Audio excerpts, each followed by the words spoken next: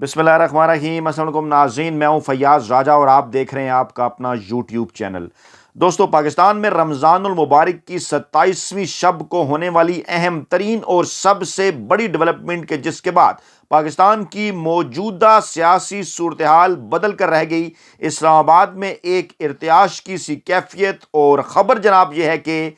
3 जजेस के साथ 2 जर्नैलों की हंगामी मुलाकात हुई और इस हंगामी मुलाकात के बाद इस्लामाबाद के बाखबर हलकों का और हमारे ज़राए का यह दावा है कि आइंदा आने वाले 72 घंटों में तमाम तर सूरत हाल मुकम्मल तौर पर तब्दील हो जाएगी। Army chief general Asim Munir की जानिब से चीफ जस्टिस उमर अता बंदयाल को अहम तरीन पैगाम भी पहुंचाया गया। इलेक्शन होंगे,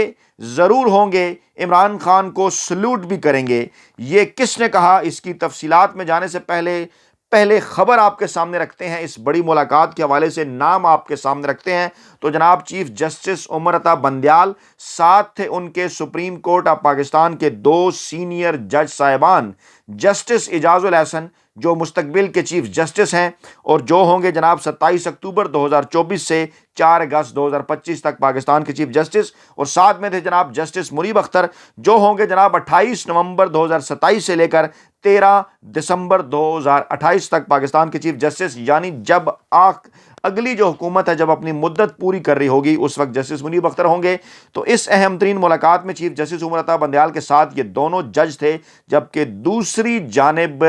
2 जर्नैल पाक फौज के और उनके साथ एक रिटायर जर्नैल, जी हाँ बिल्कुल, DGISI lieutenant general Nadeem Anjum और उनके साथ थे DG मिलिट्री इंटेलिजेंस और उसके साथ साथ उनके साथ थे सेक्रेटरी दिफा लेफ्टिनेंट जनरल हमूदुज़्ज़मा। इस तरह से इन 6 शख्सियात के दरमियान ये अहम तरीन मुलाकात हुई। 2 हाज़र सर्विस जनरल, एक रिटायर जनरल जो पाकिस्तान के सेक्रेटरी दिफा, 2 वो जर्नैल जो पाकिस्तान की खुफिया सिक्योरिटी एजेंसीज के सरबराह हैं, एक रिटायर जनरल जो कि सेक्रेटरी दिफा हैं, और सुप्रीम कोर्ट ऑफ पाकिस्तान के चीफ जस्टिस और उनके साथ सुप्रीम कोर्ट ऑफ पाकिस्तान के 2 सीनियर तरीन जज साहिबान। अब सवाल ये पैदा होता है कि ये मुलाकात किसके कहने पर हुई? क्या चीफ जस्टिस ने इनको बुलाया था या खुद मुलाकात के लिए पहुंचे ये दोनों जर्नैल? ये मुलाकात किसके कहने के ऊपर हुई? मुलाकात के अंदर एजेंडा क्या था और अब आइंदा क्या होने वाला है? ये वो बड़े सवालात हैं जो इन बाक्स हमारा भर चुका, हमसे पूछे जा रहे हैं, क्योंकि इस वक्त सोशल मीडिया के ऊपर एक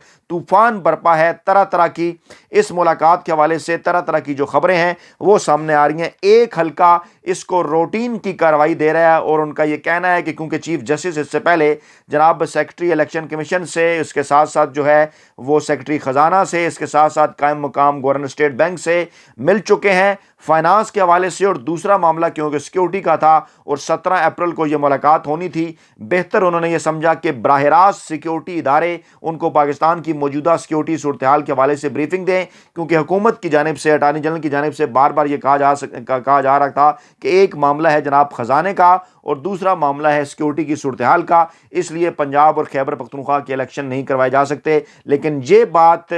जो है वो कंफर्म है कि ये जो मुलाकातें हुई हैं डेफिनेटली इसी जो है वो कॉन्टेक्स्ट के अंदर हुई हैं। पंजाब और खैबर पख्तूनख्वा के इलेक्शन का जो कॉन्टेक्स्ट था, इसी माहौल के अंदर ये मुलाकातें हुई हैं। अब हम आपके सामने अपने ज़राए का दावा रखते हैं क्योंकि कुछ टाइम इसको गुजर चुका है अब, और इससे पहले ये खबर जब हमारे सामने आई तो कुछ मज़ीद तहकीकात की हमने, इस हवाले से अपने सोर्सेज से बात की, तो जनाब जो हमारे सामने ताज़ा तरीन सूरत हाल आई वो सूरत हाल कुछ यूँ है कि जनाब के चीफ जस्टिस उमर अता बंदयाल की जानिब से खुफिया एजेंसीज के सरबराहान को तलब किया गया था और डेफिनेटली रवाबित पाकिस्तान के 2 अहम तरीन इदारों के दरमियान हुए, और डेफिनेटली जब दोनों जो पाकिस्तान की खुफिया एजेंसीज हैं उनके सरबराह आए चीफ जस्टिस उमर अता बंदयाल से मिलने के लिए, तो उसमें army chief general Asim Munir की इजाज़त भी शामिल थी। इसके साथ साथ वज़ीर-ए-आज़म शहबाज शरीफ को भी इस हवाले से जो है वो एतमाद में लिया गया, क्योंकि चंद दिन पहले जो आर्मी चीफ हैं वो पार्लियामेंट हाउस गए थे, इन कैमरा वहाँ पे सेशन हुआ था मुल्क की सिक्योरिटी की सूरत हाल के हवाले से,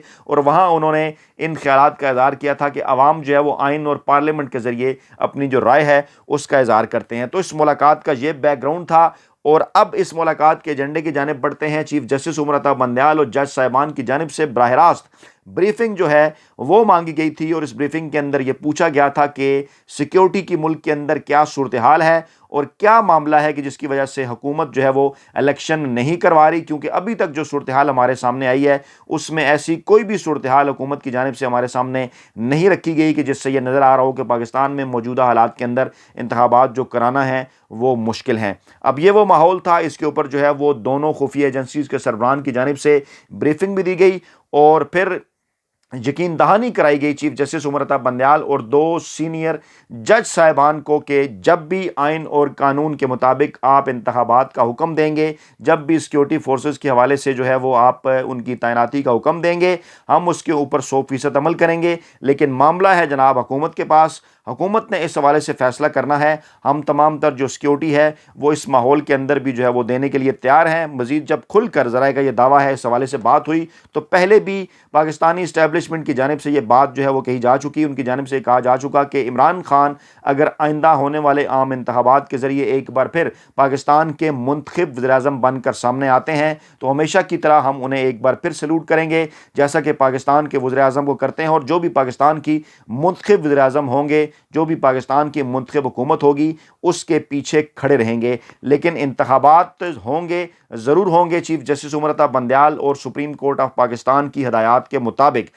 اب اس ساری صورتحال کو جوڑ کر اگر دیکھا جائے، سراج الحق جو کہ جماعت اسلامی کے امیر ہیں، جو کہ پاکستانی اسٹیبلشمنٹ کے خاصے قریب سمجھے جانے والی جماعت ہے، وہ گزشتہ 2-3 دن سے ایکٹیو ہوئے ہیں، اور پھر جو انہوں نے ملاقاتیں ہوئیں ان ملاقاتوں کو اگر اس بڑی ڈیولپمنٹ کے ساتھ جوڑ کے دیکھا جائے، اور خاص طور پر جو آج کی تاریخ ہے 18 اپریل کی تاریخ، اس کے ساتھ بھی اگر جوڑ کر دیکھا جائے تو ایک صورتحال جو ہے وہ واضح ہو جاتی ہے کہ سپریم کورٹ آف پاکستان اور سپریم کورٹ آف پاکستان کا وہ 3 رکنی بینچ جس کی سربراہی چیف جسٹس عمر عطا بندیال کر رہے ہیں، جس کے اندر جسٹس اعجاز الحسن شامل ہیں، جس کے اندر جسٹس منیب اختر شامل ہیں، ہر صورت انہوں نے آئین اور قانون کے ساتھ کھڑے رہنے کا فیصلہ کیا ہے، اور ان کا جو دیا ہوا فیصلہ ہے جو 1 مارچ کو آیا اور پھر بعد میں چند دن پہلے آیا، پہلے 30 اپریل کے حوالے سے اور بعد میں 14 مئی کے حوالے سے، ہر صورت وہ اس پر پاکستان کے آئین اور قانون کے مطابق عمل درآمد کرانے کا ارادہ رکھتے ہیں۔ اور 18 تاریخ اس لیے بھی اہم تھی کیونکہ الیکشن کمیشن آف پاکستان کے اکاؤنٹ میں اسٹیٹ بینک آف پاکستان کی جانب سے رقم ٹرانسفر کی جانی تھی۔ اسٹیٹ بینک آف پاکستان کی جانب سے جو بریفنگ دی گئی سپریم کورٹ کو، اس میں یہ بتایا گیا کہ رقم ہم نے 21 ارب روپے کی مختص کر دی ہے، اب اس کو کوئی اور کسی مد میں نہیں چھیڑا جا سکتا، لیکن جہاں تک اس کو ٹرانسفر کرنے کا معاملہ ہے اس کو حکومت کی اجازت کے بغیر جو ہے وہ ٹرانسفر نہیں کیا جا سکتا۔ علیحدہ اکاؤنٹ کے اندر ہم نے 21 ارب روپے جو ہیں وہ رکھ دیے ہیں، اور اب جو تمام تر معاملہ ہے وہ حکومت کے پاس ہے، اور جو ہے وہ پارلیمان میں جو کہ حکومت اس کو لے کے گئی اور وہاں سے جس طرح سے پنگ پانگ کھیلا گزشتہ ویلاگ کے اندر، میں اس کی تفصیلات جو ہے وہ آپ کے سامنے رکھ چکا ہوں۔ اب بیسیکلی یہ ہے جناب ساری نرس گیم، اب اس کو سمجھنا ہوگا۔ اب تک عمران خان اعصاب کی جتنی بھی جنگ ہے وہ جیتنے میں کامیاب ہو چکے ہیں، اور بالآخر پی ڈی ایم مافیا گھٹنوں کے بل آ چکا ہے، ان کے ہینڈلرز بھی اور ساتھ ساتھ ان کے سہولت کار بھی، جو کہ اب عمران خان سے مذاکرات کی خواہش رکھتے ہیں، کیونکہ اب وہ یہ چاہتے ہیں کہ انتخابات جو ہیں وہ ایک دن ہوں۔ آپ کو یاد ہوگا اسی پلیٹ فارم پر میں بارہا پہلے بھی آپ کو یہ کہتا رہا کہ اب قومی اسمبلی کے انتخابات جو ہیں وہ عمران خان کا ٹارگٹ یا گول یا مطمع نظر نہیں، وہ تو حکومت کو کرانے ہوں گے۔ عمران خان کا ٹارگٹ تھا کہ خیبر پختونخوا اور پنجاب کے اندر اسمبلیاں توڑنے کے بعد 90 دنوں کے اندر ٹائم فریم کے اندر اگر یہاں پر انتخابات ہوتے ہیں، عمران خان جہاں پر ایک 2/3 اکثریت بھاری اکثریت حاصل کر کے سامنے آتے ہیں، تو اس کے بعد قومی اسمبلی کا الیکشن جیتنا بھی ان کے لیے انتہائی آسان ہوگا، جو کہ ابھی بھی دیوار پر لکھا ہوا ان کی جیت جو ہے وہ نظر آ رہی ہے۔ اس پلیٹ فارم پر میں آپ کو یہ پہلے بھی بتا چکا، اور اب کھل کر حکومت نے بھی اسی موقف کا جو اظہار ہے وہ کرنا شروع کر دیا ہے کہ اگر پنجاب کے خیبر پختونخوا کے الیکشن پہلے ہو گئے، جو کہ 65 سے 70% پاکستان ہے، تو پھر باقی جو صوبوں کے عوام ہیں وہ قومی اسمبلی کے لیے بھی اور باقی دونوں صوبائی اسمبلیوں کے لیے بھی پاکستان تحریک انصاف ہی کو آپٹ کریں گے۔ اب یہی وہ خطرہ ہے، یہی وہ ڈرونا خواب ہے کہ جس سے نہ صرف مافیا گھبرایا ہوا ہے بلکہ مافیا کے پیچھے چھپے ہوئے ہاتھ، ہینڈلرز اور سہولت کار بھی اس تمام تر معاملے کے اوپر جو ہیں وہ گھبرائے ہوئے ہیں۔ سراج الحق کو بھی اسی صورتحال کے اندر جو ہے وہ ایکٹیو کیا گیا تھا کہ اب عمران خان کو منایا جائے تھوڑا سا، کہ عمران خان اس وقت کو آگے لے جائیں اور حکومت جو ہے وہ اکتوبر والے معاملے کو تھوڑا سا پیچھے لے آئے۔ اب اس ملاقات کو جو آج 27ویں شب کو ہوئی، رمضان کی 27ویں شب کو چیف جسٹس آف پاکستان کے جو ہے وہ سپریم کورٹ کے پریمسز کے اندر چیف جسٹس آف پاکستان اور ان کے ساتھ 2 سینئر جج، اس ملاقات کے ایجنڈے میں ڈیفینیٹلی یہ بات بھی شامل تھی کیونکہ سپریم کورٹ اب اس حوالے سے فیصلہ دے چکی ہے 14 مئی کا، آئین اور قانون بھی یہی بات کہتا ہے، پاکستان تحریک انصاف بھی یہ بات کر چکی کہ 90 دن کی جو قید ہے آئین کی جانب سے اس کو تو نہیں چھیڑا جا سکتا، نہ ہی تحریک انصاف اس کو آگے لے جانے کے حوالے سے کوئی مذاکرات جو ہے وہ کر سکتی ہے، کیونکہ یہ تاریخ تو سپریم کورٹ آف پاکستان کی جانب سے آئین پاکستان کے تحت آئی ہے۔ جہاں تک پنجاب کی بات ہے اور کے پی کا معاملہ بھی سپریم کورٹ آف پاکستان کے اندر جلد پہنچنے والا ہے اور پشاور ہائی کورٹ کے اندر یہ موجود ہے، اس کی تاریخ بھی جو ہے وہ آ جائے گی۔ اور جہاں تک معاملہ ہے انتخابات ایک دن کرانے کے حوالے سے، جس کی طرف سراج الحق صاحب نے بھی اشارہ کیا کہ اب اس کا ایک ہی حل ہے کہ پی ڈی ایم قربانی دے، پیپلز پارٹی قربانی دے، قومی اسمبلی، سندھ اسمبلی اور جو بلوچستان کی اسمبلیاں ہیں وہ وقت سے پہلے جو ہیں وہ تحلیل کی جائیں۔ ذرائع کا یہ دعویٰ ہے کہ اس حوالے سے چیف جسٹس آف پاکستان کو اعتماد میں لیا گیا کہ اس کے اوپر پی ڈی ایم کو، پیپلز پارٹی کو قائل کیا جا سکتا ہے، لیکن ان سے رہنمائی بھی حاصل کی گئی کہ ایسی صورتحال کے اندر سپریم کورٹ جب یہ فیصلہ دے چکی ہے 14 مئی کی تاریخ کا، تو پھر کیوں کر الیکشن جو ہیں وہ ایک دن کروائے جا سکتے ہیں۔ یاد رہے کہ اس سے پہلے چیف جسٹس آف پاکستان کی جانب سے بھی کم از کم 2 مواقع پر پی ڈی ایم کو مخاطب کرتے ہوئے کیس کی سماعت کے دوران یہ کہا گیا، لیکن اس وقت کیونکہ وہ ہوا کے گھوڑے پر سوار تھی پی ڈی ایم، انہوں نے یہ معاملہ نہیں سنا، یا ان کا خیال تھا کہ ہم الیکشن کو روک پائیں گے، یا سپریم کورٹ کو ہم تقسیم کرنے میں کامیاب ہو جائیں گے، یا وہاں پر کوئی جو ہے وہ بینچ ایسا بنے گا جس کے ذریعے ان کے حق کے اندر جو ہے وہ فیصلہ آ جائے گا۔ لیکن واضح ہو گیا کہ 15 کے 15 ججز پر مشتمل فل کورٹ بینچ بھی اگر بنا دیا جائے تو 8 جج صاحبان وہ ہیں جو کہ الیکشن، کنسٹیٹیوشن اور عمران خان کے اس موقف کے ساتھ کھڑے ہیں جو آئینی اور قانونی موقف ہے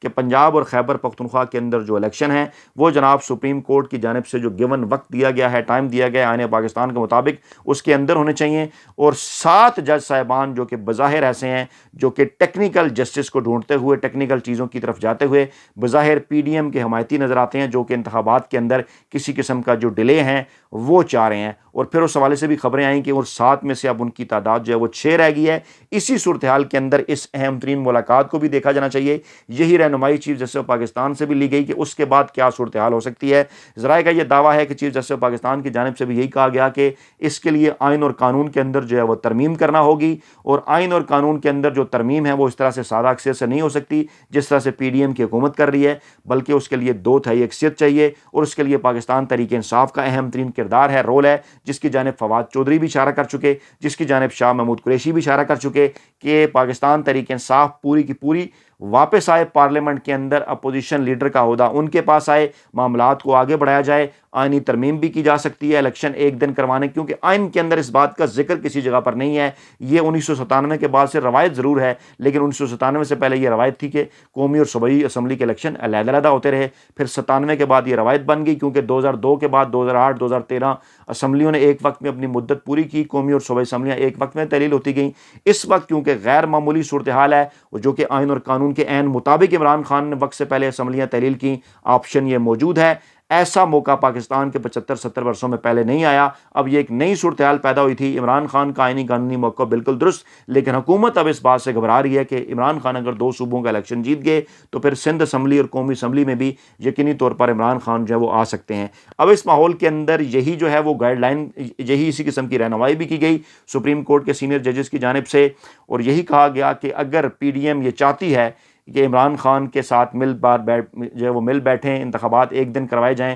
تو اس میں پاکستان کے تمام تر جو ادارے ہیں وہ بھی پاکستان کی بہتری کے لیے جو ہے وہ تیار ہیں، چاہے اس کے اندر پاکستان کی سپریم کورٹ ہے، پاکستان کی عدلیہ ہے، اسٹیبلشمنٹ ہے، جی ایچ کیو ہے، آئی ایس آئی ہے، ملٹری انٹیلیجنس، جتنے بھی جو ادارے ہیں وہ ان تمام تر معاملات کے اوپر۔ لیکن بہرحال ایک سوال پھر بھی پیدا ہو جاتا ہے، عمران خان کا موقف ایک بار پھر جو ہے وہ درست ثابت ہوا، اور اسٹیبلشمنٹ کی جانب سے جو کہا جا رہا تھا کہ وہ اس معاملے کے اندر جو ہے وہ نیوٹرل ہیں، وقت نے یہ بات ثابت کر دی کہ پاکستان کے گزشتہ 75 برسوں کے اندر پاکستان کی عدلیہ اور اسٹیبلشمنٹ نے ہمیشہ پاکستان کے سیاسی معاملات کے اندر اہم ترین کردار ادا کیا، اور ہمیشہ حکومتیں بنانے گرانے میں، الیکشن کروانے نہ کروانے میں ان کا کردار رہا۔ اب بھی بار بار عمران خان جب ذکر کرتے تھے تو عمران خان کے سیاسی مخالفین ان کا مذاق اڑاتے تھے، لیکن دیکھ لیں پھر آخرکار معاملہ کہاں پر چل رہا ہے؟ وہی سپریم کورٹ آف پاکستان ہے، وہی پاکستانی اسٹیبلشمنٹ ہے، انہی کے درمیان ہونے والی ملاقاتیں ہیں، اور ان ملاقاتوں کے اوپر ہم آپ کے سامنے تجزیہ بھی کر رہے ہیں اور کمنٹ بھی پیش کر رہے ہیں۔ یعنی عمران خان کی بات بالکل درست تھی۔ ہاں،